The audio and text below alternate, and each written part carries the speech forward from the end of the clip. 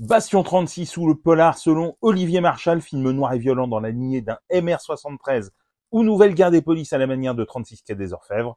Marchal trouve-t-il une nouvelle voie ou poursuit-il dans la même veine? Je vous dis tout dans cette vidéo.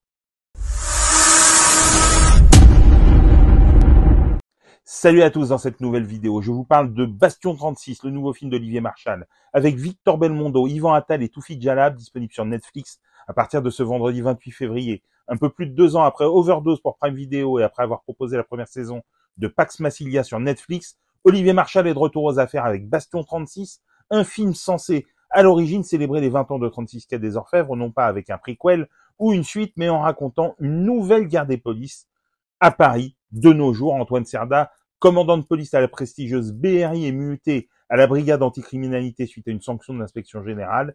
Il tourne alors le dos à ses anciens compagnons d'armes et à son groupe commandé par le charismatique Sami Belkaïm.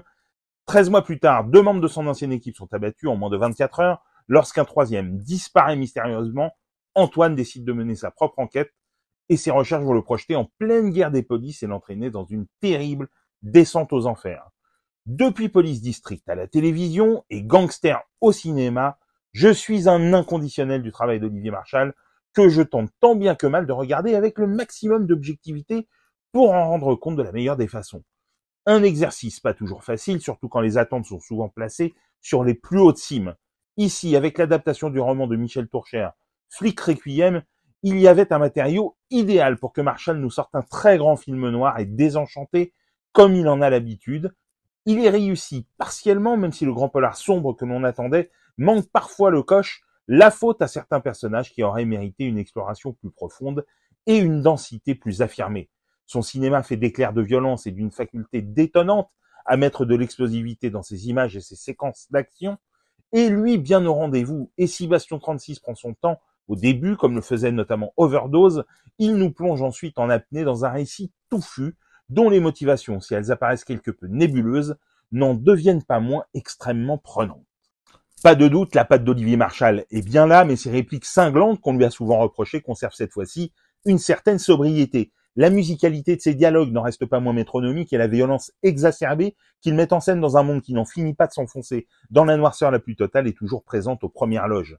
À la photographie, c'est toujours Denis Rouden qui officie et qui signe des images saisissantes, et les fusillades sont toujours filmées par Marchal avec une maestria qu'ont peu de metteurs en scène français qui se dédient au polar.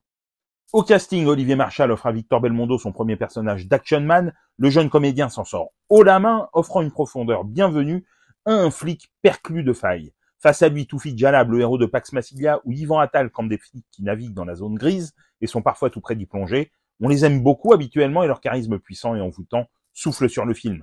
Soufiane Guerab, Juliette Dole, vue dans la série de Marchal Section 0, et dont le tandem avec Victor Belmondo matche parfaitement entre complicité et naturel. Erika Sainte, sa partenaire dans la série Les Rivières Pourpres, ou Moussa Mansali déjà dans Overdose, complète un casting qui ne démérite jamais.